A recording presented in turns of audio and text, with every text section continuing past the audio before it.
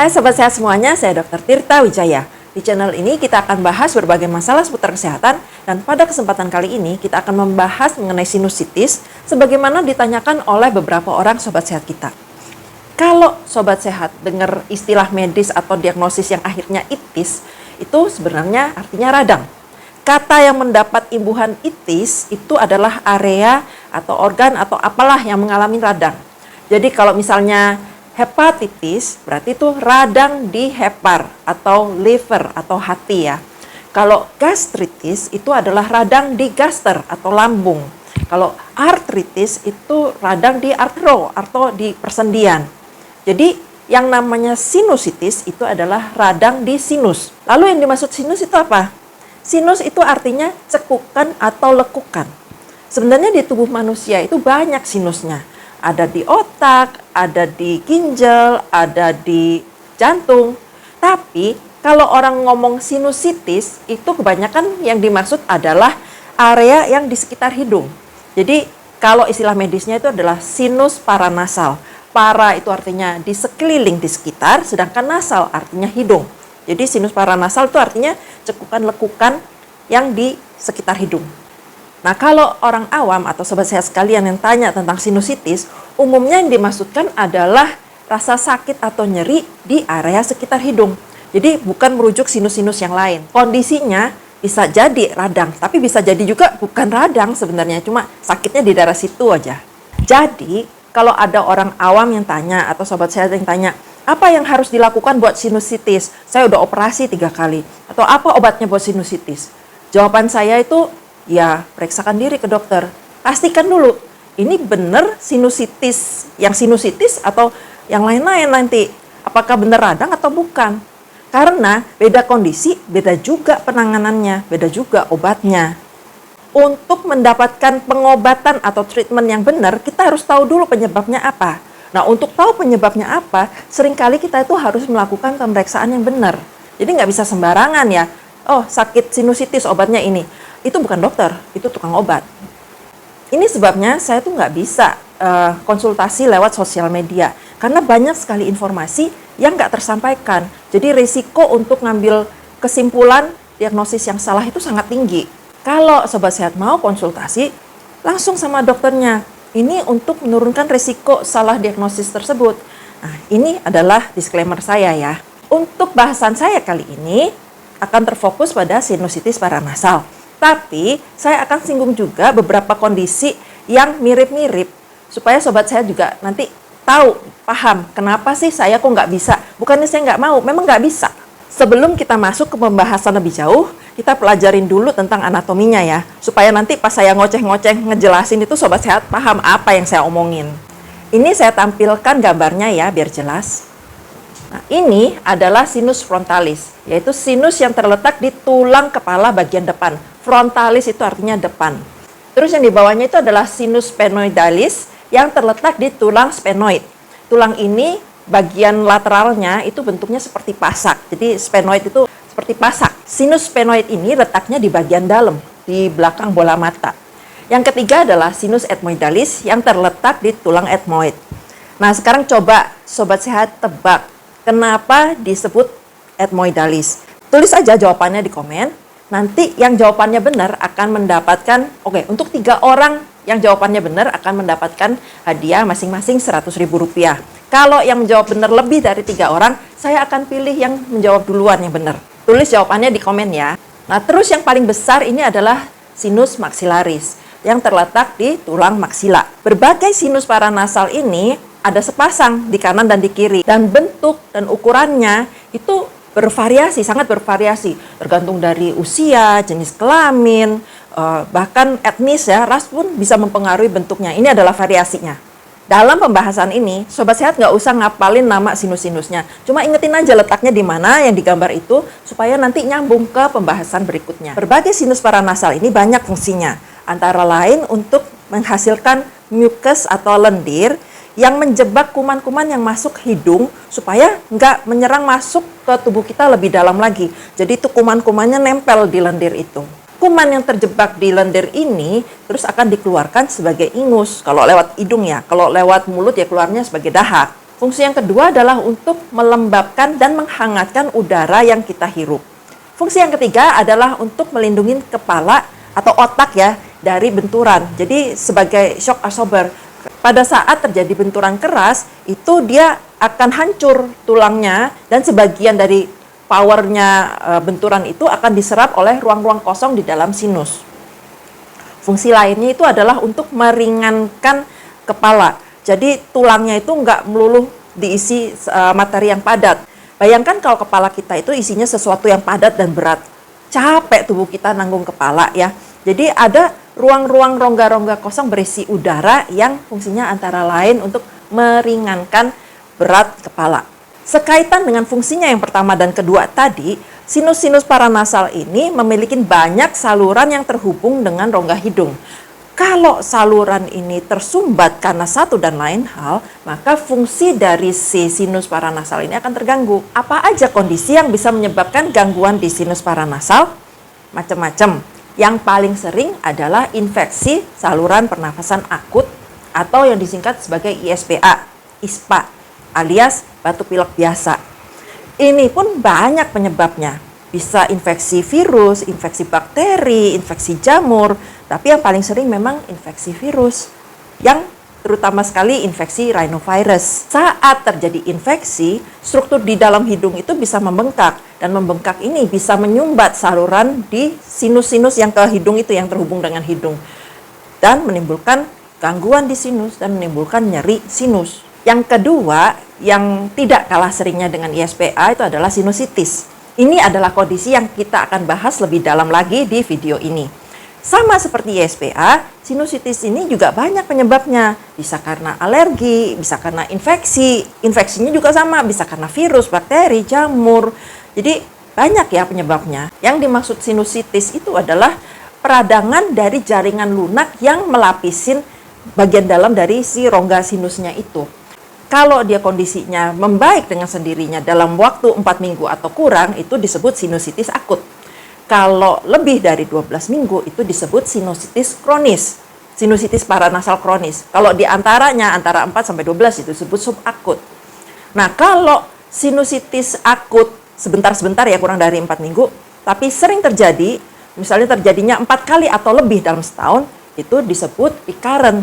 Sinusitis akut recurrent, artinya kambuhan. Hal lain yang bisa menimbulkan gangguan di sinus paranasal itu adalah infeksi gigi. Apa urusannya gigi sama sinus paranasal? Kalau sobat sehat lihat tadi di sinus maxillaris yang adanya di tulang lahang, itu dia letaknya dekat sekali dengan gigi-gigi bagian atas. Sama-sama letaknya di tulang maksila. Nah, antara sinus maxillaris dengan gigi bagian atas, itu pemisahnya dindingnya tipis sekali. Jadi, nyeri di gigi yang bagian atas, yang di rahang atas, itu bisa dirasakan juga di sinus. Atau mungkin nggak di sinus sebenarnya, tapi terasanya seperti di sinus karena dekat sekali lokasinya. Dan bisa juga infeksinya itu nyebar dari gigi ke sinus maxillaris terutama. Dan yang juga bisa menyebabkan gangguan adalah tumor. Tumor ini ada yang jinak, ada yang ganas. Kalau tumor yang jinak itu contohnya polip. Sedangkan kalau yang ganas itu bisa adenokarsinoma atau squamous cell karsinoma, macam-macam. Baik tumor yang jinak maupun yang ganas, dua-duanya itu bisa menyebabkan gangguan di sinus paranasal.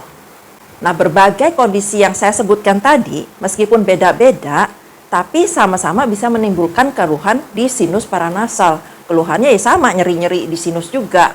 Tapi ingat, karena penyebabnya beda, penanganannya juga beda-beda. Kalau itu sebabnya adalah infeksi virus yang umumnya bersifat self-limiting, itu kemungkinan besar kita nggak perlu melakukan apa-apa secara medis ya. Paling yang perlu dilakukan adalah untuk memperkuat sistem imun, karena ini akan diselesaikan sendiri oleh sistem kekebalan tubuh kita. Bisa sembuh sendiri tanpa obat. Kalaupun dilakukan pengobatan, penanganan, paling ya sifatnya sportif, simptomatik, sesuai dengan keperluan kondisi pasien. Nah, kalau penyebabnya adalah infeksi bakteri, tentu yang diperlukan adalah antibiotik. Sedangkan kalau disebabkan oleh infeksi jamur, ya perlu anti jamur. Nggak bisa tuh kalau sebabnya adalah jamur dikasih antibiotik. Nggak cocok. obat antibiotik terbaik sekalipun nggak akan bisa untuk menyembuhkan penyakit yang disebabkan oleh jamur atau virus. Kalau penyebabnya adalah infeksi di gigi, tentu giginya harus dibenerin, nggak bisa diobatin doang. Kalau misalnya itu karena kumannya masuk lewat lubang di gigi, ya ditambah lubangnya. Kalau kerusakannya sampai ke akar-akar gigi, perlu dilakukan perawatan akar gigi, root canal atau gimana lah. Itu yang lebih tahu adalah dokter gigi. Jadi nggak cukup diobatin doang, supaya itu infeksinya nggak berulang. Kalau penyebabnya adalah tumor, ya dibuang tumornya, supaya nggak nyumbat-nyumbat lagi. Kalau misalnya tumornya ganas, mungkin setelah dibuang harus dilakukan terapi tambahan, misalnya radiasi, kemoterapi, imunoterapi, ya macam-macam lah ya, tergantung dari si tumornya itu sendiri. Jadi jelas ya, kenapa nggak semudah itu menjawab apa obat sinusitis.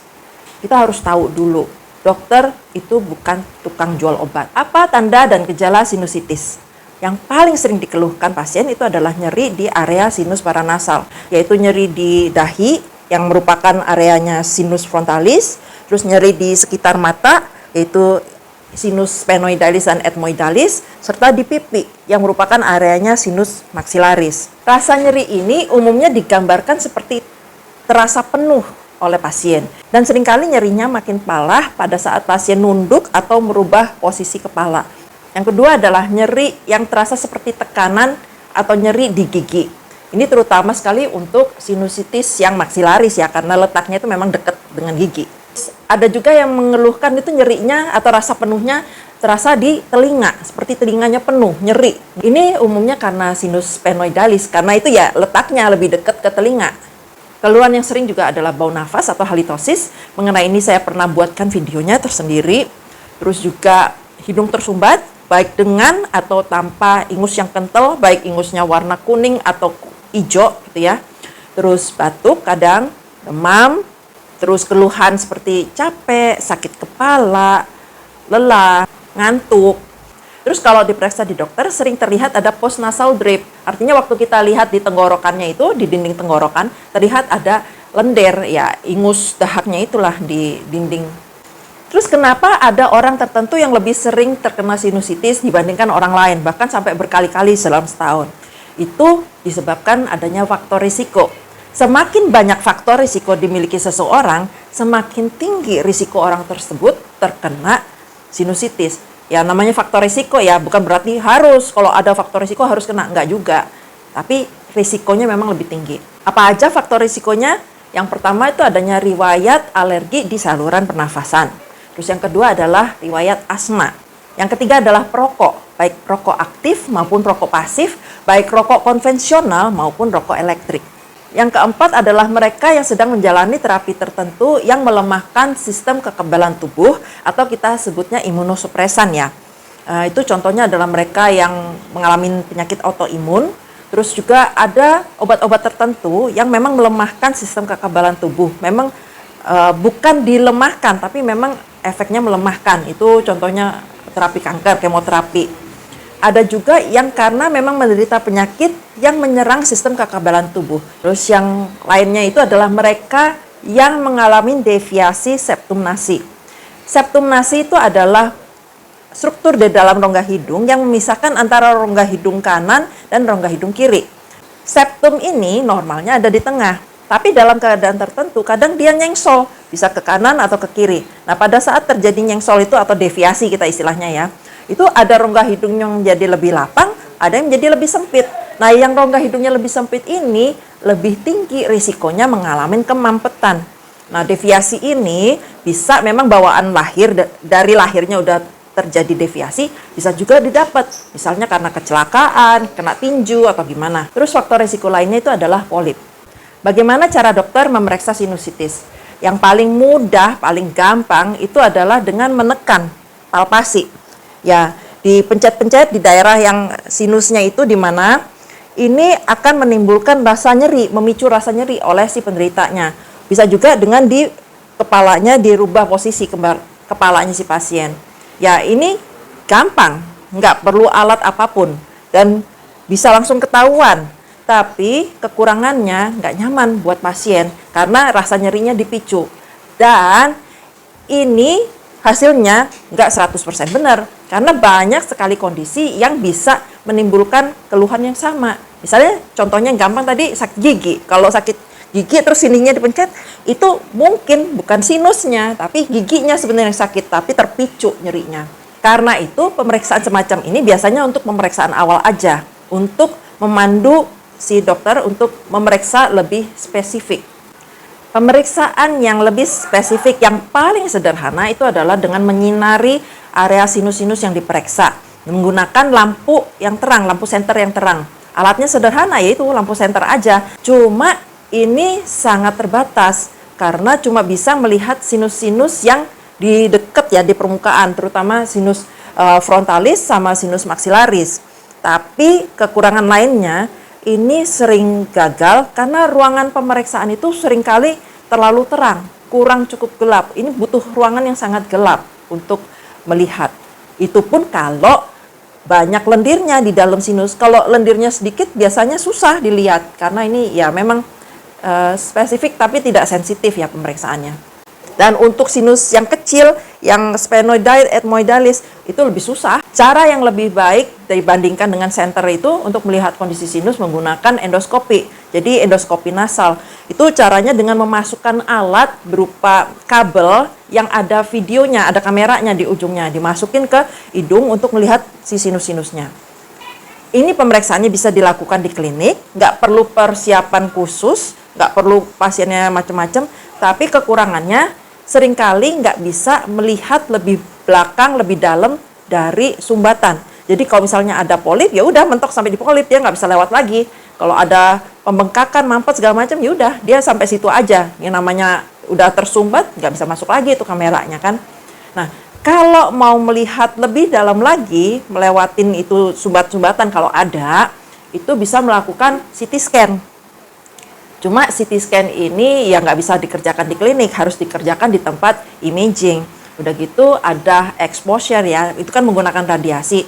Jadi nggak bisa sembarangan dikit-dikit sebentar-sebentar kita CT scan. Jadi itu nggak bisa dilakukan sebagai pemeriksaan screening rutin. Untuk sinusitis yang subakut, dokter mungkin akan meminta pemeriksaan swab ya. Itu seperti dulu kalau COVID itu kan diambil tuh cairan dari rongga hidungnya untuk melihat apa sih sebenarnya penyebab dari si sinusitis ini. Apakah virus, virusnya apa, apakah bakteri, bakterinya apa.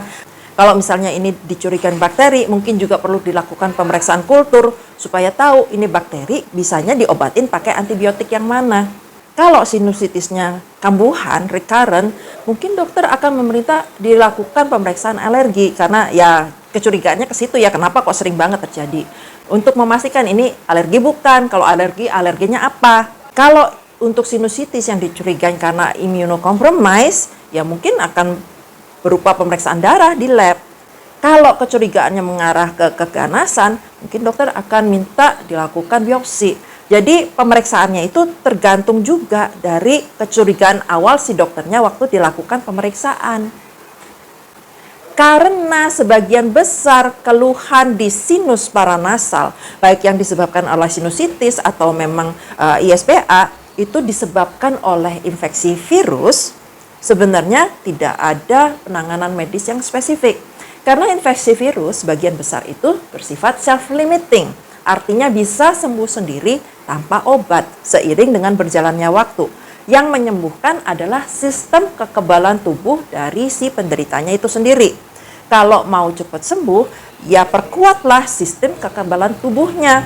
Caranya gimana? 1, cukup istirahatnya, jangan begadang-begadang, udah sakit kurang tidur begadang.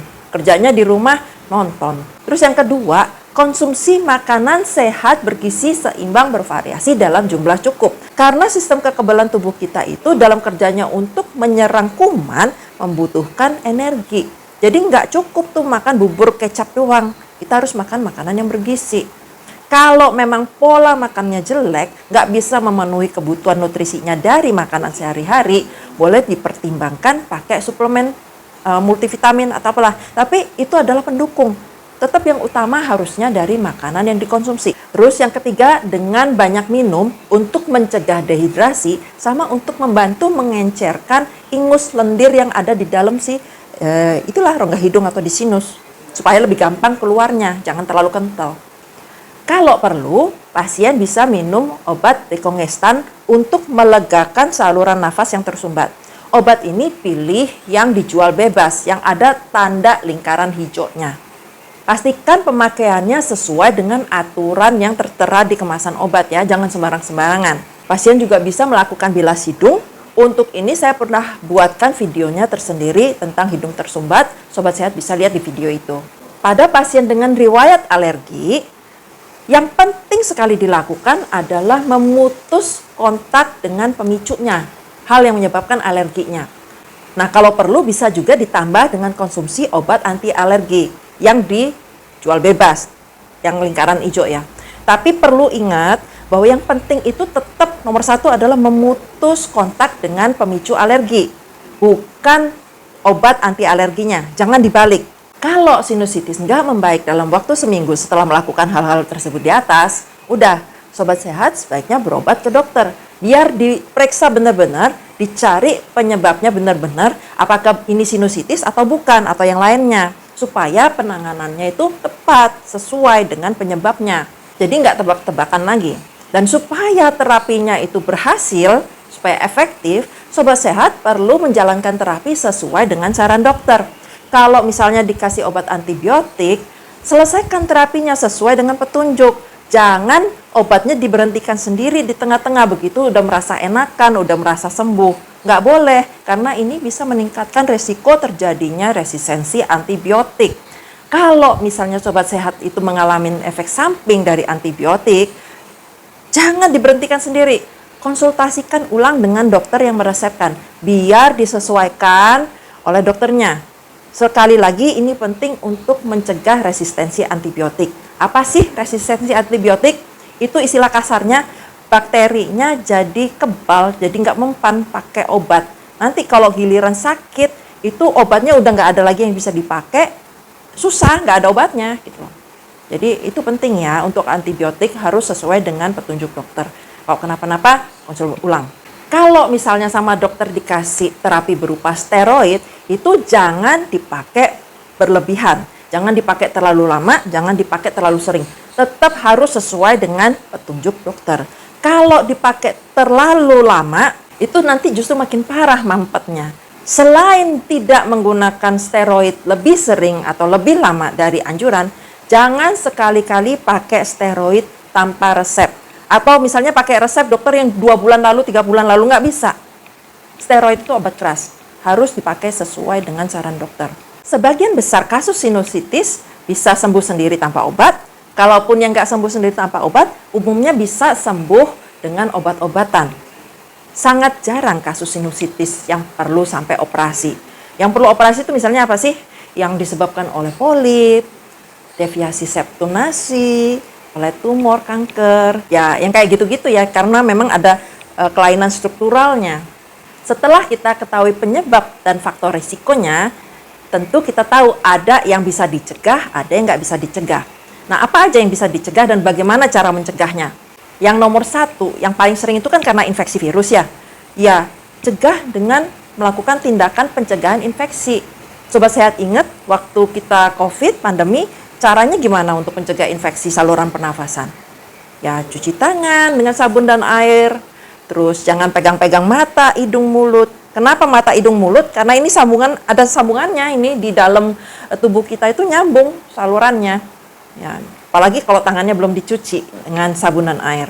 Udah gitu kalau batuk, kalau pilek, laksanakan etika batuk dan pilek yang baik dan benar. Udah gitu pakai masker kalau di tempat yang beresiko tinggi. Ya kayak gitu-gitulah, hampir sama seperti COVID, mencegah terjadinya infeksi.